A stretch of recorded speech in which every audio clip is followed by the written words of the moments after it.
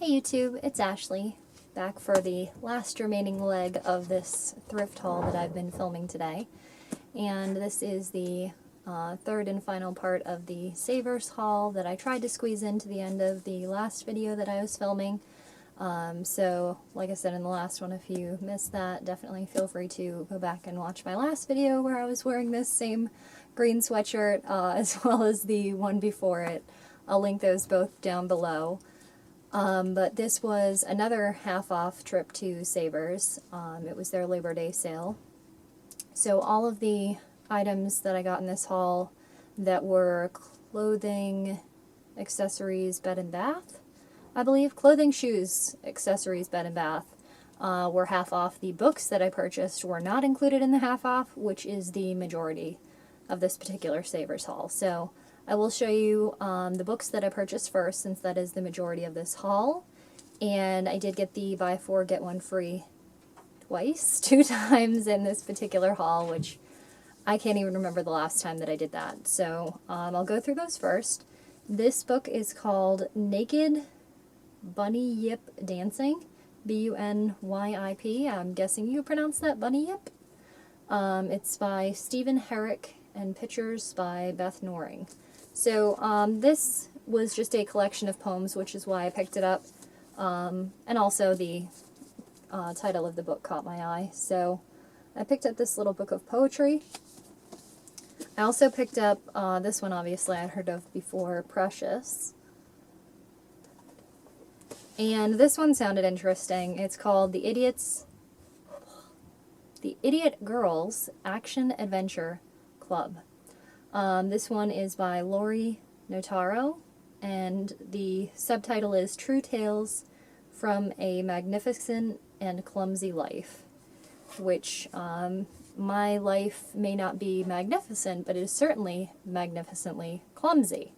And I've been noticing that more than ever lately, with me bumping into things, and just last week I got an actual egg on my head, I guess people call it, or lump on my head, because I was leaning over to pick something up and bumped my head on the metal corner of my boyfriend's desk. So yeah, I've got several bruises on me right now from bumping into things and walking into things, and it's just like a constant battle with me. I know I have really bad depth perception, and I'm thinking that something either because of my headaches or maybe something to do with why I get my headaches, related to my equilibrium, may have something to do with why I walk into things all the time or bump into things. But yeah, it's just not fun, and I'm super clumsy, so maybe I can relate to the person in this novel about being clumsy.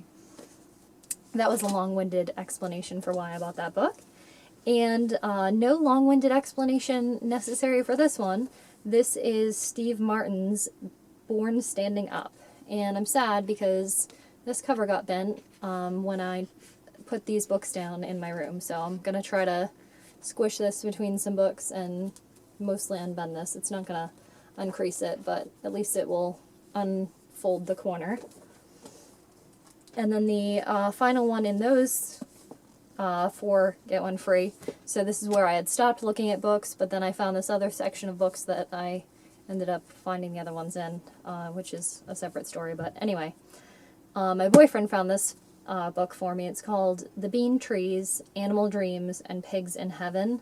So I think this is 3 separate novels from what I see here on the back, and just what it looks like from the cover as well. So he thought from the titles that it would be something I like. I certainly agreed, so I picked this one up, and I will definitely give that a read. And then I just kind of was glancing around because I've been able to find some books in the nonfiction area, which is not typically an area that I frequent in books. And so that's where I had found the Born Stand Up, because they didn't have a huge biography area. So I think that one ended up in the nonfiction or history or something like that. And right next to it was, what was it called? I'm not sure, but there was like a mind, body, spirit area. And one of the books that jumped out to me was this book. So it is a style book by Kate Spade. So I've had a chance to briefly look through this while we were in the car, and it definitely looks like a good read, so I was excited about this. So I was like, oh man, I don't want to have to put one of those other books back, but I'll grab this, and then if I have to, I'll weed out one of the other books. But then I continued to look, and I ended up finding, I think this was the next one that I found, which was this Bobbi Brown Living Beauty. And I wish I had looked at this a little closer before I picked this one out. It's definitely still a great reference book. It's just a lot of it is not necessarily relatable for me at this point in my life. This is actually about women over 50. So I am going to be turning 30 next year in 2016, so I'm a little ways away from that. But I think a lot of these tips will still translate. You know, some of the beauty and style tips in this book can still translate to a younger generation.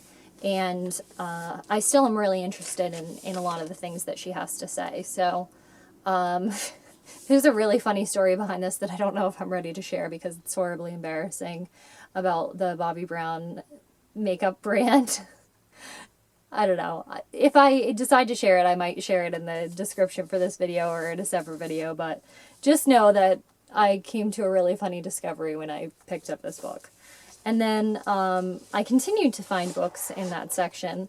I found this one, Brenda Kinsell's Fashion Makeover, 30 Days to Diva Style. So I quickly flipped through this one. This one looked interesting and a good read as well.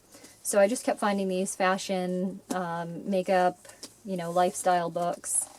And then the last one that I found in that section that looked really awesome also was this, The Lucky Shopping Manual, Building and Improving Your Wardrobe Piece by Piece. So this one couldn't have come at a better time. I have been slowly purging, rediscovering, falling back in love with, you know, the items in my closet, because I have been just going through everything in my life right now. I'm reorganizing everything in my room. I have gone through a humongous purge. I have thrown away a lot of things that really have been trash for a long time, but I just really was not ready to let go of them, like things like old papers and things that just did not really need to have sentimental value, but I somehow assigned them sentimental value. I don't know, things that I had duplicates of. It's hard to describe, but basically I was borderline hoarder in my room. You know, not to really compare myself to those people on TV, but if you had seen my room, you really would understand it. It was kind of scary. And the people in my life, my close family, understand that. It really was, it was very, very bad. It was not a calming environment in my room. It was not somewhere that I could escape to and feel comfortable and sane in my room. And I've been living in my bedroom for several years, and it's never been clean. It's never been clean and organized. So I am finally getting to that place. I'm getting close to that place. My closet has now been organized for several weeks and stayed that way. And knowing that I've been able to do that with my closet and actually organizing my boyfriend's bedroom have brought me to the realization that I can do that with my bedroom. So not to get off on too much of a tangent, but you know, looking at these books, I don't know, just kind of is like a continuation of that. I don't know. I've been on this big exploration of what I want to keep and what I want to do with my stuff and my life and just where I'm going with my stuff. I don't know. Does that make sense? I've been watching a lot of organization videos to motivate myself through this whole process. So I always like to read more than to to watch things typically, so I think the books will help to keep me motivated. So those were the last of the books. Those were the 10 books that I picked up. And then I picked up 2 miscellaneous items and then a couple of clothing items. One of them I'm going to have to grab. It's on a hanger drying right now because I did wash it.